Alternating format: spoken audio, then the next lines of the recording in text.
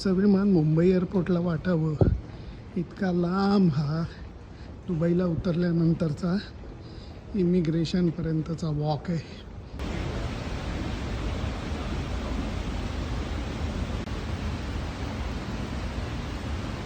Finally इमिग्रेशनच्या जवळ पोचलेलो आहे.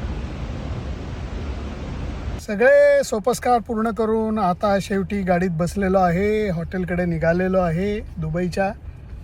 त्यामुळे आता वाटेत जरा थोडंसं दुबई दर्शन करवतो. माझे